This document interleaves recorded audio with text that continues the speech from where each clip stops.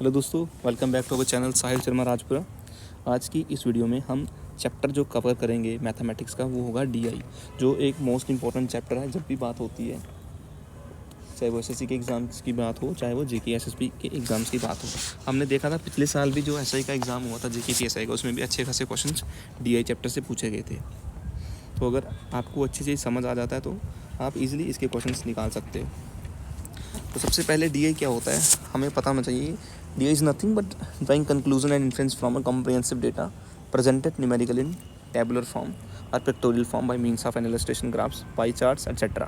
पाई chart, graphs, इन pictorial form में जो डेटा हमें दिया जाता है उन्हीं में से कंक्लूजन को निकालना, दैट इज़ डीआई। ठीक है, तो सबसे पहले हम देखेंगे इसको। डेटा टेबल क्या होता है? It is the easiest and most accurate way of presenting data in non graphic manner, जिसमें वेरियस रोज एंड कॉलम्स आपको दिए जाते हैं डेटा को रिप्रेजेंट करने के लिए। ठीक है, अब जैसे हमारे पास एक डेटा ये डेटा हमें दिया गया है टेबलर फॉर्म में, तो क्वेश्चन नंबर 1 और 2 इसी के ऊपर बेसिस है।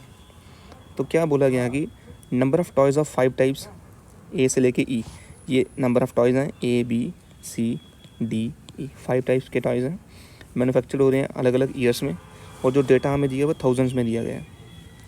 जैसे 2002 में कितने हो रहे हैं, 3 में, 4 में, 5 में, 6 में, मुझे थाउजेंड्स में डेटा दिया गया है। इन्हीं के बेसिस पे टेबुलर फॉर्म में हम ये क्वेश्चन निकालेंगे अभी। ठीक है, जैसे क्वेश्चन नंबर 1 एग्जांपल की बात करें। एग्जांपल 1 है the approximate percentage increase in production of D type of toys from 2003 to 2005 was. कहता है डी टाइप के जो टॉयज़ हैं 2003 से 2005 में उनकी प्रोडक्शन में कितना इंक्रीज़ आया। अब किस तरीके से निकाला उसने? परसेंटेज इंक्रीज़ की बात की है ना, तो परसेंटेज इंक्रीज़ 2005 में देखेंगे। 2005 में डी टाइप के टॉयज़ जो थे वो कितने थे? 125, उसमें माइनस करेंगे 2003 वाले, मतलब 105 अपॉन, हम कहाँ से कहाँ तक ले रहे हैं? 2003 से 2005, तो नीचे 2003 की वैल्यू लिख देंगे, दैट इज़ 105। परसेंटेज इंक्रीज़ बोल रहा है तो परसेंटेज लिखना पड़ेगा 100। सॉल्व करेंगे तो आएगा 25.105 इंटू 100, सो 521 ज़ा 510 ज़ा, तो ये कितना आता है? 250/21। जब इसको हम सॉल्व करेंगे तो जाता है 19%।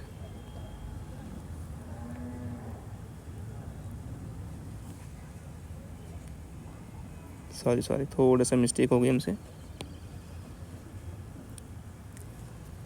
125 में 105 जब हम डिक्रीज़ करते हैं तो आता है 20.105 इंटू 100। तो इसको डिवाइड करने पे हमारे पास कितना आएगा? कैसे? 5 से करेंगे तो 21, 5 से करेंगे तो 4, सो 400/21 को जब आप डिवाइड करते हो तो 19% इसकी वैल्यू आती है। तो ये हमारा आंसर था फर्स्ट एग्जांपल का। ठीक है, वैसे ही हमारे पास सेकंड एग्जांपल है। सेकंड एग्जांपल पढ़ेंगे, the percentage drop in production of A type toys from 2002 to 2004 was. 2002 से लेके 2004 के बीच में जो परसेंटेज ड्रॉप हुआ ए की प्रोडक्शन में वो कितना है? देखो ये 2002 से 2004 की बात कर रहा है ए वाले की, तो ये ए वाला है। 2004 में 180 है, 2002 में कितना है? 200। तो एग्जाम्पल 2 की बात करें, परसेंटेज डिक्रीज़ कितना हुआ? तो 200 में से 180 माइनस कर देंगे अपॉन 200 और इनटू, नीचे 200 है तो यहाँ भी 200 से मल्टीप्लाई करेंगे। कितना आता है ये? 20/200 इंटू 100। ये 20 10 से कटेगा और ये 0 0 ख़त्म हो गया, तो कितना डिक्रीज़ हुआ है? 10% डिक्रीज़ हुआ है, और ये इसका आंसर है। ठीक है, उसके बाद ये हमारा था डेटा टेबल का। वैसे ही हमारे पास डीआई में दूसरा आता है पाई चार्ट। पाई चार्ट की बात करते हैं अभी। तो पाई चार्ट क्या चीज़ होती है? Pie chart is called so, pie chart को पाई चार्ट क्यों कहा जाता है? बिकॉज ऑफ इट्स शेप, इसकी शेप की वजह से इसको पाई चार्ट कहा जाता है। हर एक स्लाइस या हर जो पाई होता है, पाई का हर एक स्लाइस आपको हर एक कैटेगरी के बारे में बताता है, एक पोर्शन शो करता है पूरे एंटायर पाई का। जैसे यहाँ पर फूड है, यहाँ पे अदर्स हैं, एजुकेशन है, सेविंग है, हाउसिंग है, जो हर एक इसमें जो स्लाइस बनता है पाई का, ये अपना अलग डेटा बताता है। टोटल क्वांटिटी को डिस्ट्रीब्यूट किया जाता है टोटल एंगल ऑफ 360 डिग्री। मतलब जब भी कोई पाई बनेगा तो वो एक सर्कुलर फॉर्म में बनेगा, फिर उसी के सर्कुलर फॉर्मेट को अलग अलग स्लाइसिस में डिवाइड करेंगे तो उनमें अलग अलग डेटा को फिल किया जाता है। तो यही चीज़ इसमें बताई गई है। बट हाँ, एक चीज़ क्या है कि पाई चार्ट को यूज़ करने के लिए पाई चार्ट को यूज़ किया जाता है सिर्फ रेस्ट्रिक्टेड डेटा को ही या लिमिटेड टाइप ऑफ इन्फॉर्मेशन को शो करने के लिए, रिप्रेजेंट करने के लिए। जैसे अब हम क्वेश्चन 3 से लेकर क्वेश्चन 5 की बात करेंगे। एक डेटा हमें पाई चार्ट की फॉर्मेट में दिया गया है, इसी को देख के हम सॉल्व करेंगे क्वेश्चन को। ये कहता है कि pie chart given shows expenditure incurred by family on various items on the savings which amount to ₹8,000 in a month। तो हमें स्टडी करके बाकी सारे आंसर्स बताने हैं। ये एक डेटा बताया है, उसमें कितना कितना खर्चा कहाँ पे हो रहा है इनकम के बेसिस के ऊपर, वो सब चीज़ें यहाँ पे दिखाई गई हैं। ठीक है, सबसे पहली बात एग्जाम्पल 3 में क्या पूछता है वो, how much expenditure is incurred on education. Education के ऊपर कितना खर्चा हो रहा है। देखो, सबसे पहले हमें पता है हर एक पाई चार्ट अपने आप में 360 डिग्री कैरी करके चलता है, एंगल की बात कर रहे हैं। तो टोटल इनकम पहले हमें निकालनी पड़ेगी, इनकी हमें इनकम का पता होगा तभी तो हम एक्सपेंडिचर निकाल पाएंगे। सो टोटल इनकम की बात जब भी आएगी, हमें उसने कितना दिया हुआ है 8,000 अपॉन 8,000 इनकम है ना, 8,000 क्या है, सेविंग्स है। सेविंग्स कितने डिग्री का कैरी कर रहा है, 60 डिग्री का। तो टोटल कितने डिग्री का होता है, 360 डिग्री। तो 66 या 360, तो यहाँ से हमारी टोटल इनकम निकल जाती है, कितनी है 48,000। ये हमारी टोटल इनकम है। अब हमें क्या बताना है, कितना एक्सपेंडिचर होता है एजुकेशन के ऊपर। सेम उसी तरीके से निकालेंगे। एजुकेशन अपने आप में कितना कैरी करके चल रही है, 30 degree. 30 degree of how much, total कितना है 360 डिग्री।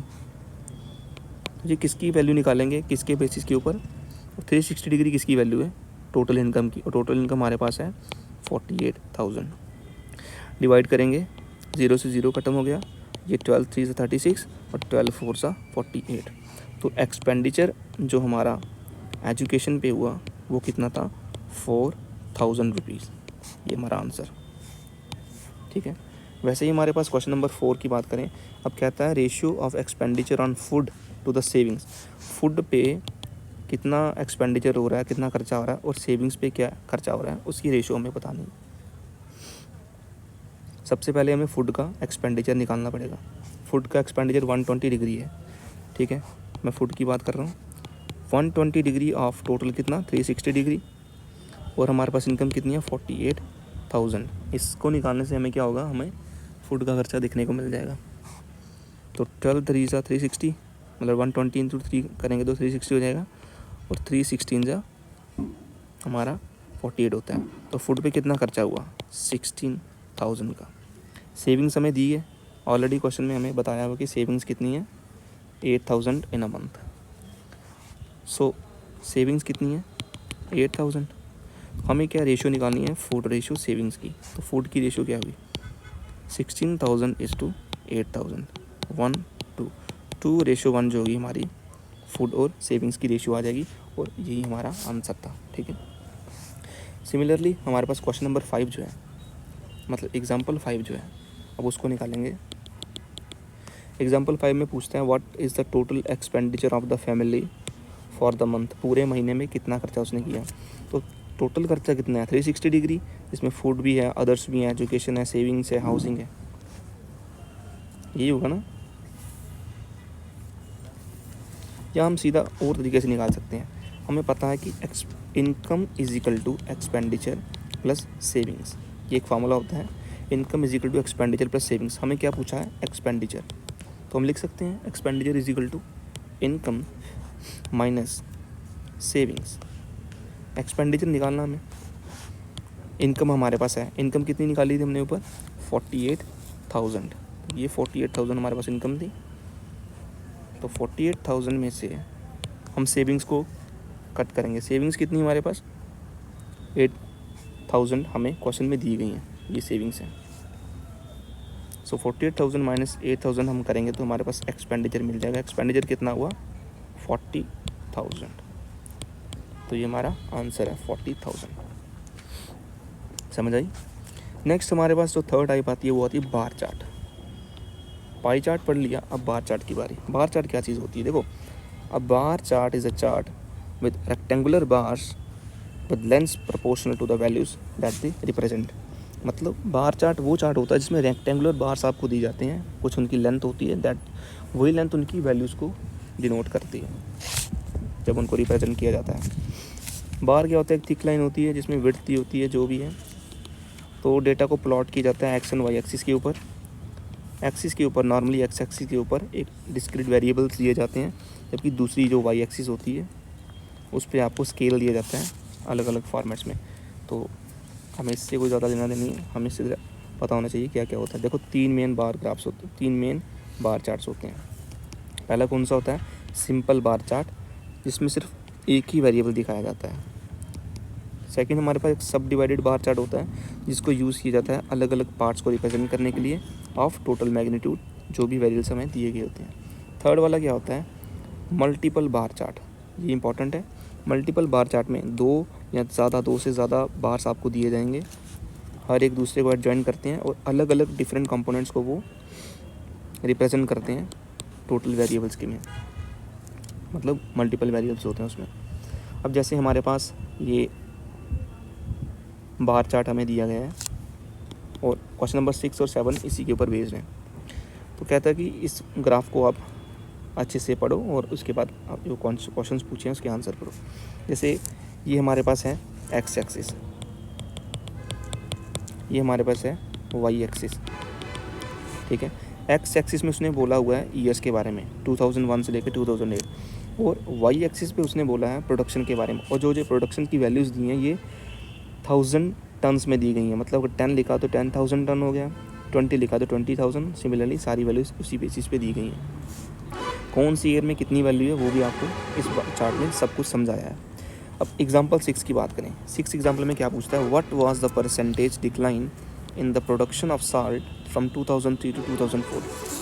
ये है 2003, ये है 2004, कितना डिक्रीज़ हुआ। एग्जांपल 6 की बात कर रहे हैं, पूछा क्या है, परसेंटेज डिक्रीज़, कितना डिक्रीज़ हुआ 2003 से 2004 में।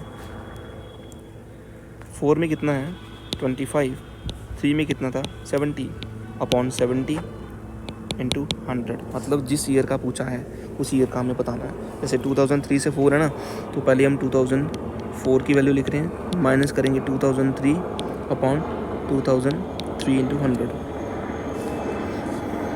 डिक्रीज़ पूछा है तो बता देंगे यहाँ 25 माइनस 70 करेंगे तो आता है -45 इंटू 100 अपॉन 70। तो ये कितनी वैल्यू आती है -45 100 अपॉन 70। 0 से 0 कट गया। जब हम इसकी वैल्यू को कट करेंगे 7 6 जा 42, 7 4 जा 28.3%। तो कितना डिक्रीज़ हुआ -64.3% जो है डिक्रीज़ करता है। यहाँ नेगेटिव साइन क्या कर रहा है कि नेगेटिव साइन जो है वो क्या बताता है कि वैल्यू जो है वो डिक्रीज़ हो रही है। तो यही हमारा आंसर था।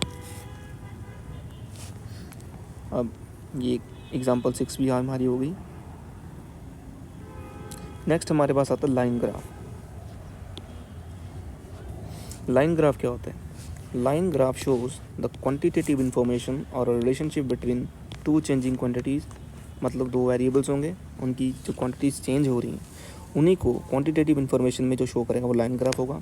विद लाइन और a curve that connects the series of successful data points. एक लाइन होती है, कर्व्स होते हैं, तो इनमें वो क्या करता है, रिप्रेजेंट करता है डेटा को, और इसी को हम कार्टेशियन ग्राफ भी बोलते हैं।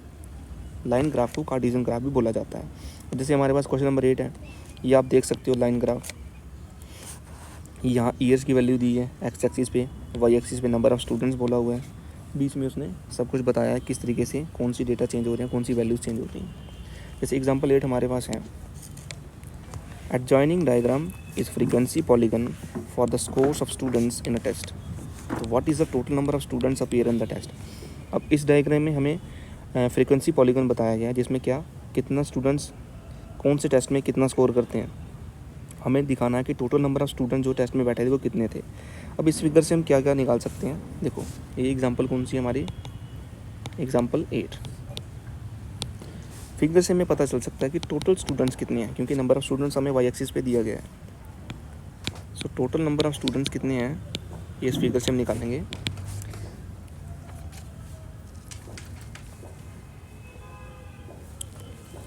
देखो एक तो है ये 15,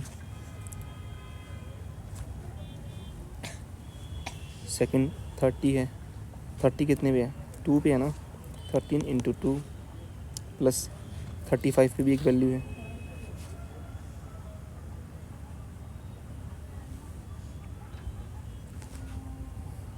एक वैल्यू 25 पे है।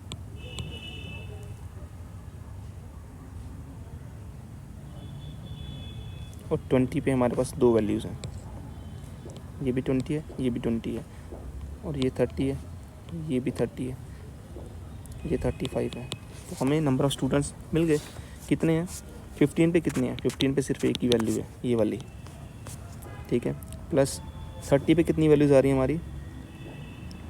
30 पे 2 वैल्यूज़ आ रही हैं, एक ये वाली और एक ये वाली। सो हम 32 से लिख सकते हैं 60। उसके बाद 35 पे एक वैल्यू है, प्लस 35 करेंगे। 25 पे कितनी वैल्यूज़ हैं हमारे पास? सिर्फ एक ही वैल्यू है, 25 प्लस अब 20 जो हमारे पास बचा। 20 पे कितनी वैल्यूज़ हैं? एक एंड दूसरी 2, तो 22 सा 40। टोटल नंबर ऑफ़ स्टूडेंट्स हमारे पास कितने होंगे? 60 और 40 100, 160, 175, 175 हमारे पास टोटल नंबर ऑफ़ स्टूडेंट्स होंगे। तो यही हमारा इस एग्जांपल का आंसर होगा, ठीक है। ये हमारी 8 एग्जांपल का आंसर है। फिर ध्यान से समझेंगे क्योंकि यहाँ पे गड़बड़ी लग रही है बच्चों को, यहाँ पे आपको समझ नहीं आएगा नंबर ऑफ़ स्टूडेंट्स कैसे निकालने हैं, क्योंकि इस लाइन ग्राफ, इस कार्टेशियन ग्राफ को समझना ही मेन बात होती है। यहीं से आपके आंसर निकलेंगे। 15 के सामने क्या है? एक ही वैल्यू है, तो 15 को 1 से मल्टीप्लाई करेंगे। 20 के सामने क्या है? एक वैल्यू ये है और एक वैल्यू ये है, मतलब दो वैल्यूज़ होगी 20 की। 25 के सामने एक ही वैल्यू है। 30 के सामने हमारे पास दो वैल्यू हैं। 35 के सामने एक वैल्यू है। तो जिसके सामने जितनी वैल्यूज़ हैं उसको इतने से मल्टीप्लाई करेंगे, सबकी वैल्यूज़ को प्लस करेंगे तो हमें टोटल नंबर ऑफ़ स्टूडेंट्स मिल जाएंगे, जो हैं 175, ठीक है। ये हमारा हो गया।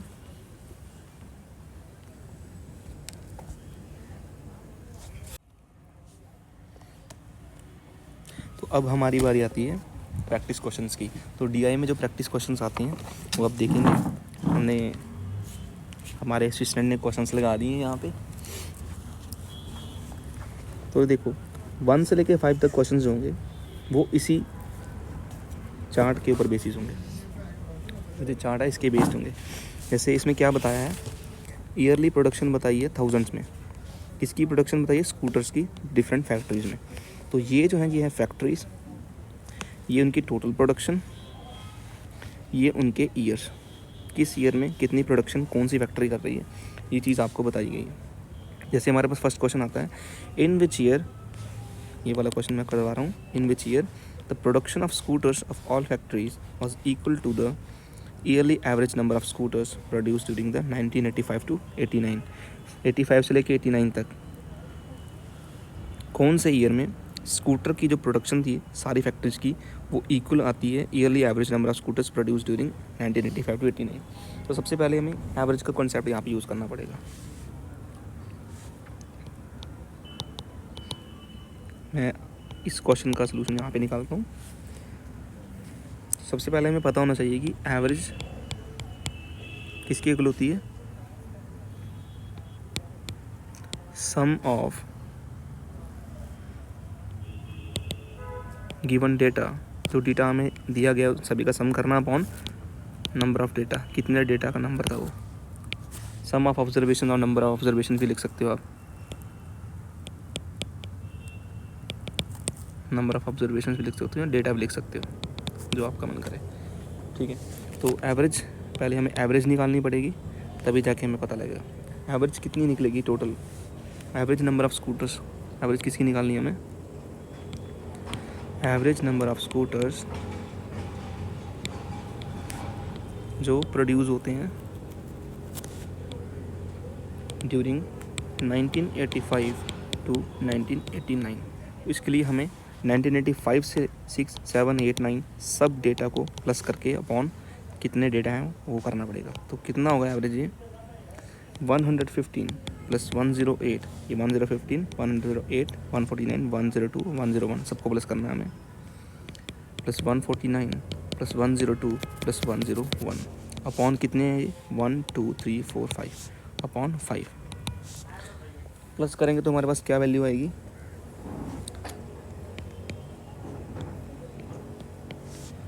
575 अपॉन 5 मल्टीप्लाई करके डिवाइड करेंगे 5 11 ज़ा 55, 5 5 ज़ा 25। सो 115 जो हमारी है average number of scooters produce during 1985 to 1989। Average निकालने के बाद हमें उसने पूछा था कि production of scooters of all factories was equal to yearly average number. वो ऐसा कौन सा फैक्ट्री है जिसकी ईयरली एवरेज 115 आएगी, वही उसका आंसर होगा। 1985 का देखें, 1985 में ईयरली प्रोडक्शन कितनी बताई है 115। तो यही हमारा 115 सारे स्कूटर्स की प्रोडक्शन की एवरेज निकली थी 1985 से 1989। सो 115 किसकी टोटल प्रोडक्शन है 1985 की। तो ये हमारा होगा आंसर 1985। तो कौन सा ऑप्शन है, option A 1985। Next question number 2 हमारे पास है same data same table same year of production factory सब कुछ सेम ही है। अब हमें पूछा क्या विच factories showed a decrease of 25% in the production of scooters in 1989 compared to 1988। अब डेटा जो हमें चाहिए वो कौन सा है 1988 का और 1989 का। कौन सी फैक्ट्रीज जो हैं इसमें 25% का डिक्रीज़ आया। अब हम पहले क्यू है हमारे पास और आर है हमारे पास, देखते हैं। हम पहले क्यू की बात करते हैं। हमारे पास P Q R S T सब कुछ है।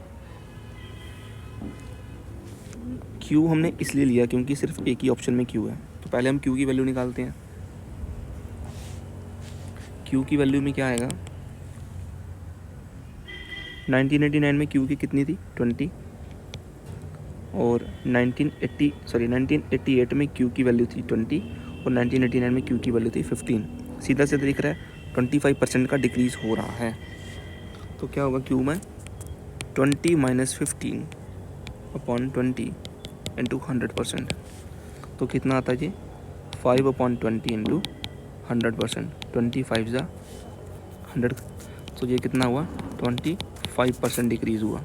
तो मतलब अगर तो हमें एलिमिनेट करना हो ऑप्शन को तो हमारा उस हिसाब से आंसर ऑप्शन सी होगा, क्योंकि सिर्फ क्यू ही ऑप्शन सी में दिया गया है। लेकिन फिर भी हम पूरा सॉल्व करेंगे। क्यू के बाद हमारे पास आर की वैल्यू देखते हैं, क्योंकि क्यू के साथ आर भी है। तो आर की प्रोडक्शन की बात करें 1989 में आर की 16 थी और 1989 में 12 थी, 88 में 16 थी। सो 16 माइनस 12 अपॉन 16 इंटू 100% निकल जाएगा 4 अपॉन 16 इंटू 100%। 4 4 ज़ा 16 और 4 25 ज़ा 100। तो यहाँ भी 25% डिक्रीज़ हो रहा है। मतलब क्यू एंड आर एक ऐसा ऑप्शन है जो हमारे क्वेश्चन को मैच करता है। तो यही हमारा आंसर होगा। यही वो फैक्ट्रीज थी जहाँ पर 25% का डिक्रीज़ होता है 1989 और 1988 के कंपैरिजन में। तो हमारा आंसर होगा option C. So question number 3 अब हम करेंगे। क्वेश्चन नंबर 3 में क्या है the ratio of the production of scooters by factory P to factory T in 1985। क्या रेशियो निकलेगी, ये है फैक्ट्री पी, इसकी रेशियो हमने 1985 में देखनी कितनी है 20 है। सो पी रेशियो टी पूछा उसने 1985 में। पी की कितनी प्रोडक्शन थी 20, फैक्ट्री टी की कितनी प्रोडक्शन थी 40। 2 1 ज़ा 2, 2 2 ज़ा 4, 1:2 हमारा आंसर होगा। नेक्स्ट क्वेश्चन हमारे पास है question number 4। In which year was the total production of scooters maximum. इस ईयर में स्कूटर की प्रोडक्शन सबसे ज़्यादा थी।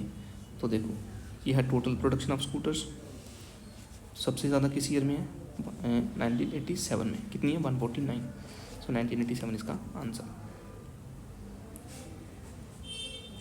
नेक्स्ट क्वेश्चन है question number 5। In which year was the total production of scooters of all factories 20% of the total production of scooters during the 1985 to 1989। इसके लिए हमें सबसे पहले क्या निकालना पड़ेगा, 1985 से 1989 तक सभी स्कूटर्स की प्रोडक्शन कितनी थी, टोटल प्रोडक्शन वो थी 115 plus 108 plus 149 plus 102 plus 101। Total इनको जब हम करेंगे तो कितना आता है, 575। अब उसने क्या पूछा है, 20% ऑफ टोटल प्रोडक्शन पूछी है। सो 20% कितनी हुई इसकी,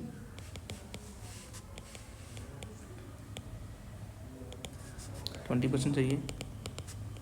575 अगर अपने आप में 100% है तो हमें कितनी चाहिए, 20%।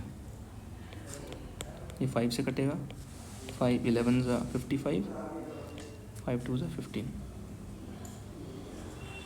सॉरी 5 5 ज़ा 25।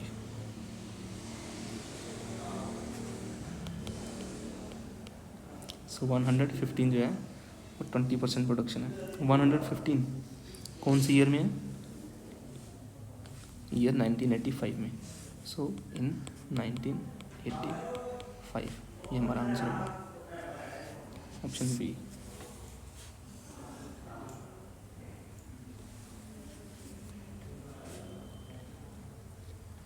नेक्स्ट हमारे पास अब जो हमारे पास क्वेश्चन है वो पाई चार्ट का क्वेश्चन है। तो ये हमारे पास परसेंटेज वाइज डिस्ट्रीब्यूशन दी है टीचर्स की, जो अलग अलग 6 डिफरेंट सब्जेक्ट्स को पढ़ाते हैं। बायोलॉजी है, हिंदी है, इंग्लिश है, मैथमेटिक्स है, फिजिक्स एंड केमिस्ट्री है। टोटल नंबर ऑफ टीचर्स कितने हैं, 1800। नोट करेंगे।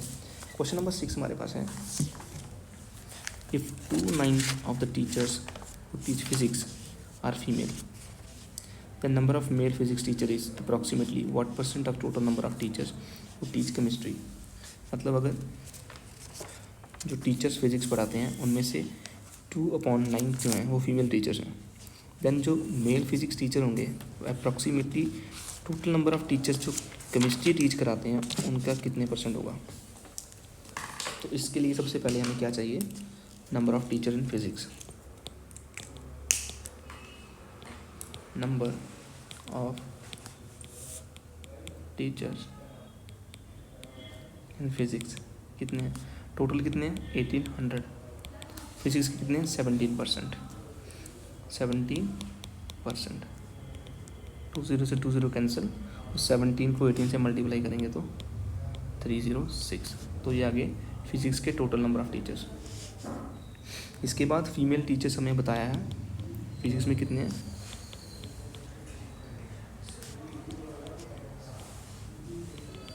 टोटल नंबर का 2/9। 9 से कट करेंगे, 9 3 से 27, 9 4 से 36। So total number of female teachers कितनी हुई, 68। ठीक है, तो अगर 68 फीमेल टीचर्स हैं तो मेल टीचर्स कितने हुए,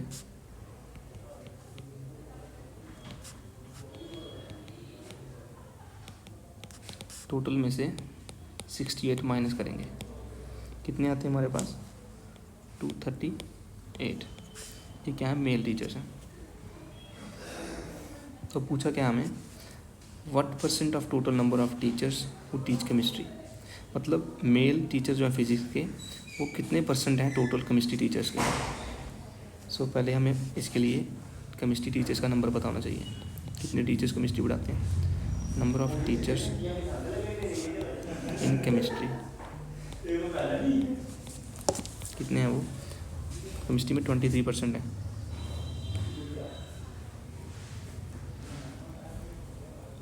$1800 टोटल है, इसके 23% जो है वो केमिस्ट्री वाले टीचर्स हैं। केमिस्ट्री के टीचर्स कितने हुए, 414।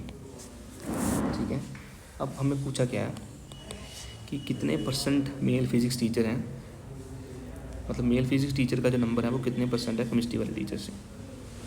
तो हमें जो परसेंटेज चाहिए वो क्या है,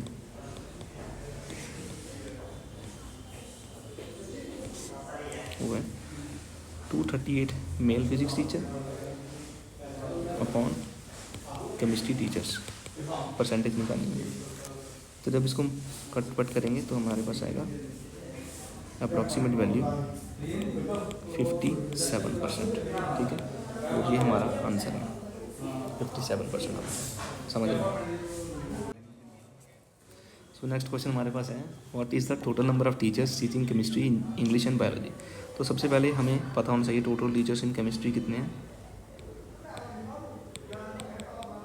केमिस्ट्री में टोटल कितने हैं हमारे पास 1800 टोटल है, और केमिस्ट्री कितने हैं 23% है। तो 18 इंटू 23 कितना होता है 414। ये आगे केमिस्ट्री के टीचर्स। अब हमें इंग्लिश के निकालने हैं वैसे ही। 1800 टोटल टीचर्स हैं और इंग्लिश कितने हैं 27%। इंग्लिश के टोटल कितने टीचर्स हो गए, मल्टीप्लाई करेंगे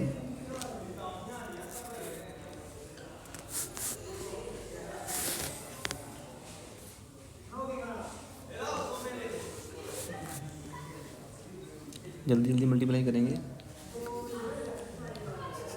चलो कोई बात नहीं, मैं करवा देता हूँ मल्टीप्लाई आपको 18 को 27 के साथ। तो ये आपका आंसर आएगा 486। सो 486 जो होंगे वो आपके इंग्लिश के टीचर हैं। ये होता है शॉर्टकट मेथड। तो अभी हम करेंगे बायोलॉजी के कितने टीचर्स हैं हमारे पास 1800 टोटल है, और कितने परसेंट 12%। ये कितने आ गए 216। तो पूछा क्या है total number of teachers in chemistry English plus biology.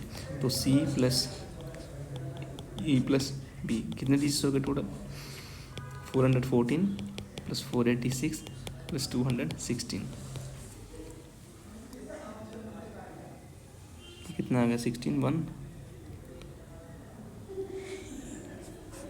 1116 total teachers हैं, और ये हमारा आंसर होगा। नेक्स्ट क्वेश्चन हमारे पास क्वेश्चन नंबर 8 है। सेम वही पाई चार्ट के बेसिस पे है। इसमें क्या पूछा हमें, what is the difference between the total number of teachers who teach English and physics together and the total number of teachers who teach mathematics and biology together. मतलब हमें क्या निकालना है, इंग्लिश प्लस फिजिक्स में से minus करना है mathematics plus biology के टीचर्स को। तो जो आंसर आएगा वो ही आता है। तो पीछे हमने निकाला केमिस्ट्री के कितने टीचर्स हैं, बायोलॉजी के कितने, यहाँ से देखेंगे, ठीक है। आप निकाल भी सकते हो। जैसे इंग्लिश के टीचर हमारे पास 486, तो यहाँ लिखेंगे 486 प्लस फिजिक्स के कितने हैं, ये हमने पीछे निकाले थे फिजिक्स के teacher 306 plus 306 minus mathematics plus biology.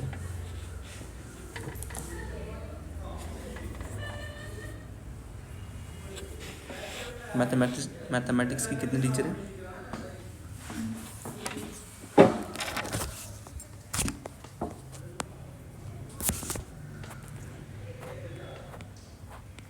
Plus biology के कितने 216।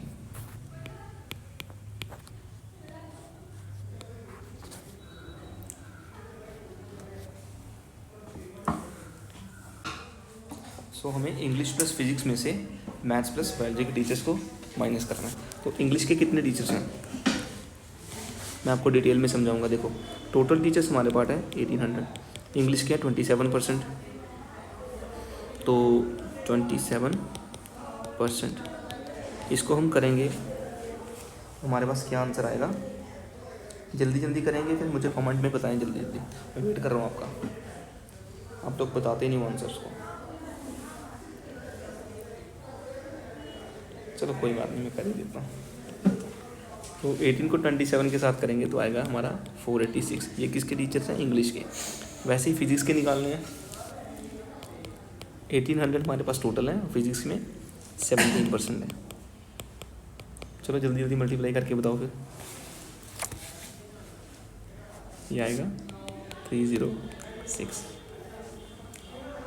वैसे हमें मैथ्स के निकालने हैं और बायोलॉजी के निकालने हैं।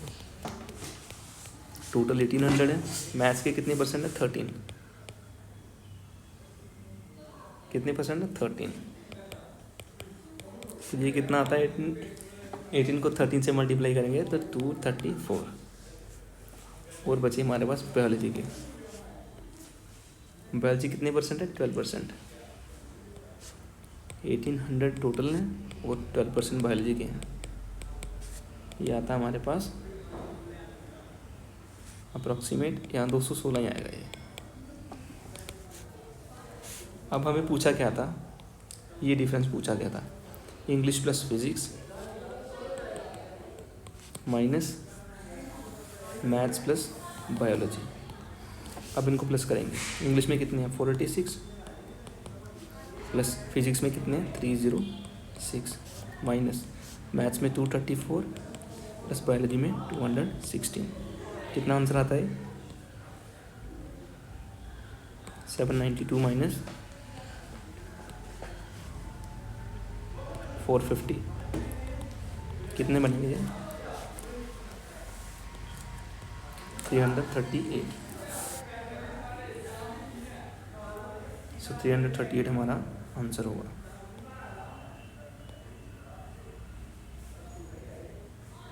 सॉरी 338 नहीं होगा, थोड़ी सी मिस्टेक होगी यहाँ पे।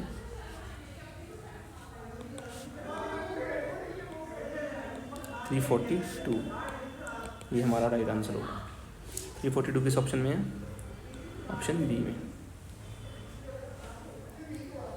Next question number 9 same pie chart के ऊपर बेस्ड है ये। Total number of teachers 1800।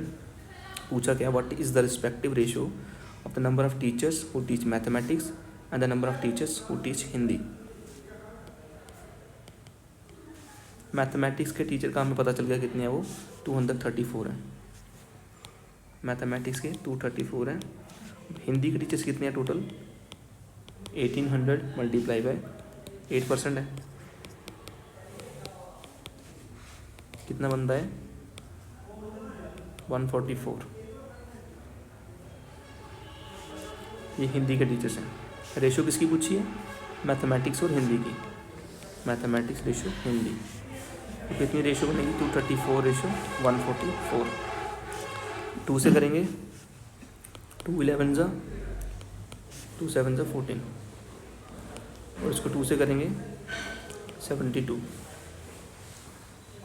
Cut होता आगे ये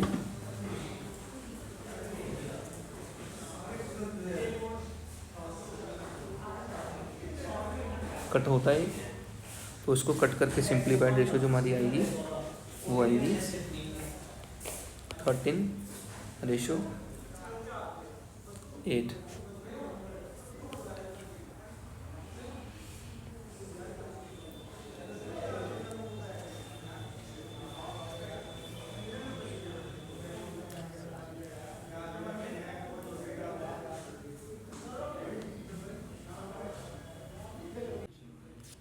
सो 9 13 ज़ा 117 और 9 8 ज़ा 72। आगे फर्दर कट नहीं होता है। सो 13/8 जो होगा वो हमारा राइट आंसर होगा, option number A. Next question number 10 हमारे पास है उसी पाई चार्ट के बेसिस पे। टोटल नंबर ऑफ टीचर्स कितने हैं? 1800। क्वेश्चन क्या है हमारे पास?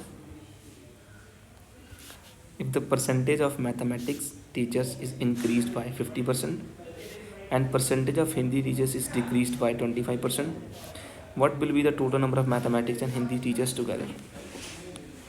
ठीक है, मैथमेटिक्स के टीचर कितने हैं हमारे पास और हिंदी के टीचर्स कितने हैं? हमने पहले भी सॉल्व करके दिखाया आपको। मैथ्स के टीचर 234, हिंदी के 144। अब क्वेश्चन में क्या कहता है? अगर मैथ्स के टीचर को इंक्रीज किया जाता है 50%, सो 234 में प्लस करेंगे 50% ऑफ 234 इसका हाफ कर देंगे, कितना होता है 170। तो ये कितने हो जाएंगे 351 हो जाएंगे। और हिंदी के टीचर्स को क्या किया जाता है, डिक्रीज़ किया जाता है 25%। मतलब 144 माइनस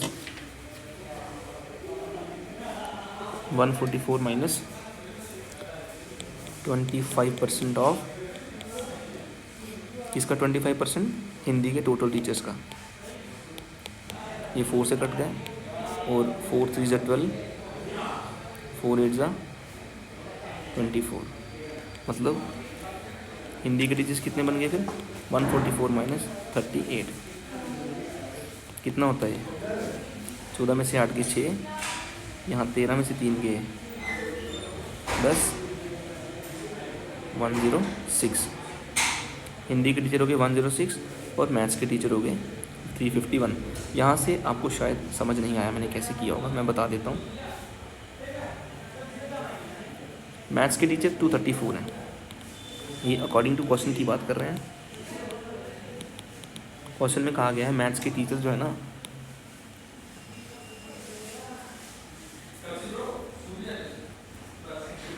टू 34 टीचर्स थे मैथ्स के। इसमें हमने प्लस किया 50% ऑफ 234। 50% ऑफ ये किसने मतलब क्वेश्चन में लिखा गया है 50% इंक्रीज़ करते हैं, तो कितना होता है ये 50% ऑफ 234 होता है 117। सो मैथ्स के टीचर कितने हो गए 234 प्लस 117 कितने होते हैं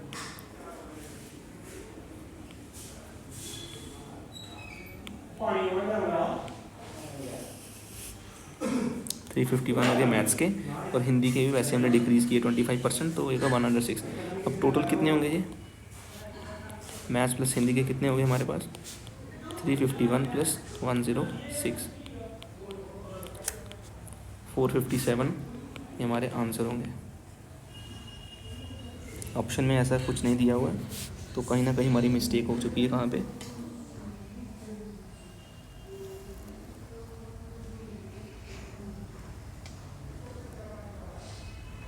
मैथ्स के टीचर कितने थे 234, हिंदी के 144। मैथ्स के 234, हिंदी के 144।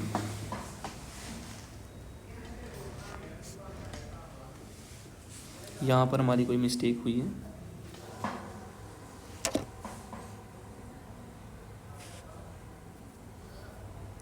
हम इसको फिर से करेंगे।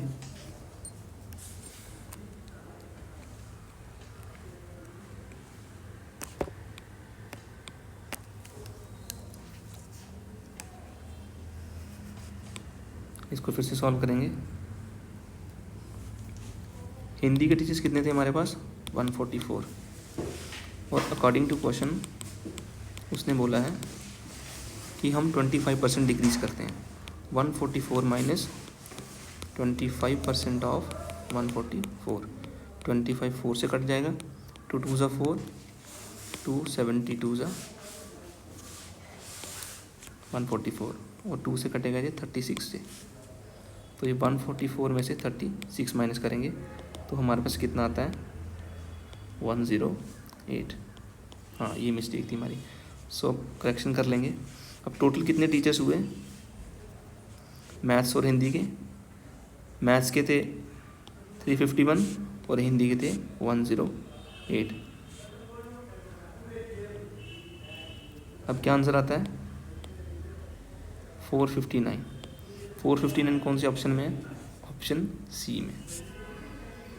सो इसको ध्यान से कीजिए क्योंकि हमसे भी मिस्टेक हो गई है, तो अच्छे से समझ